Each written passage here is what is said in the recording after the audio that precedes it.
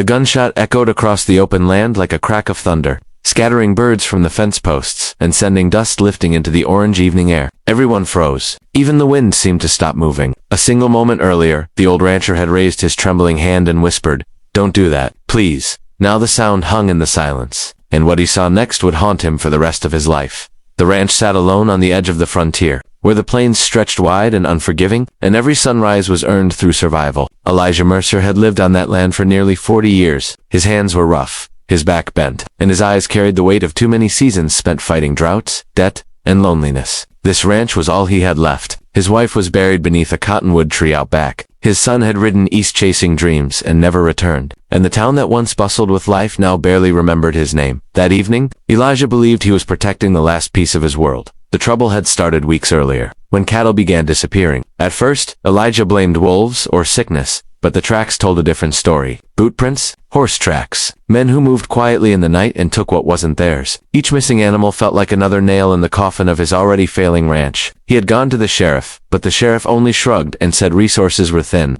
times were hard, and justice moved slowly out here, so Elijah waited. Every night, he sat on the porch with his rifle across his knees, watching the horizon burn red and gold as the sun fell away. Sleep came in pieces, broken by memories and fear. He told himself he wasn't a violent man. He had always believed in mercy, in talking first, in giving people a chance. But hunger changes a man. Desperation sharpens the edges of the soul. On the night everything changed, the sky was heavy with clouds, pressing low over the land. Elijah heard the horses before he saw them. Soft hooves, controlled movement. His heart began to pound so hard he could hear it in his ears. He stepped down from the porch, rifle in hand, and moved toward the corral. 3 figures emerged from the shadows. Young men. Too young, he thought. One of them laughed quietly, unaware of the old man standing only yards away. Another was cutting rope, already preparing to lead cattle out into the dark dot. Elijah raised his rifle. His voice cracked as he shouted for them to stop. The sound startled the horses, and one of the men spun around, eyes wide with fear. In that instant, Elijah saw something he hadn't expected. Not cruelty, not confidence, just panic.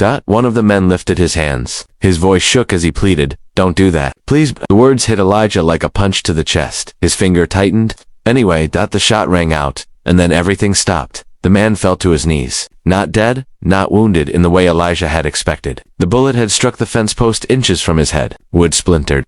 Dust flew. The young man collapsed, shaking uncontrollably, tears streaking his face as he sobbed into the dirt. The other 2 fled, disappearing into the night without looking back. Elijah stood there, frozen in shock. His hands wouldn't stop shaking. His breath came in shallow gasps. He hadn't meant to miss, or maybe, deep down, he had. The young man on the ground couldn't stop crying. He kept repeating the same words over and over, apologizing, begging, promising he never meant for things to go this far. He said his name was Thomas. He said his family had lost their land. He said hunger drove him to do things he never thought he would.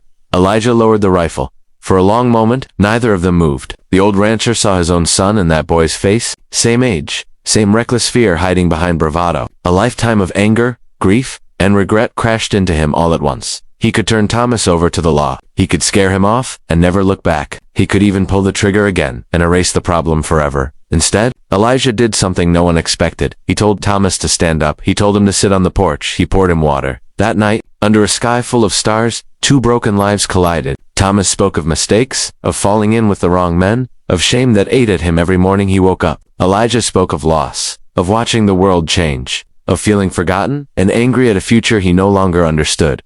The rancher didn't forgive but he understood pain. When the sun rose, Elijah gave Thomas a choice. Leave and never return, or stay and work, not as punishment, but as redemption. Earn your way back to being someone you can respect. Thomas stayed. The days that followed were hard. The work was brutal. Blisters formed, muscles burned, and silence often hung heavy between them. But slowly, something shifted. Thomas worked harder than anyone Elijah had ever seen. He fixed fences, fed cattle, and listened when the old man spoke. He learned not just how to ranch, but how to endure. Elijah, in turn, felt something he hadn't felt in years. Purpose. Months passed. The ranch began to heal. So did the men. Thomas stopped flinching at loud noises. Elijah slept through the night. Trust grew quietly, not through words, but through shared labor and shared meals. One evening, Thomas confessed that the other men had been planning something worse that night. If Elijah hadn't stopped them, violence would have followed. Lives would have been ruined forever, Elijah realized. How close he had come to becoming the very thing he feared. The past doesn't change, but the future listens. Years later, the ranch stood stronger than it ever had. Thomas became family. When Elijah's hands finally grew too weak to hold the reins,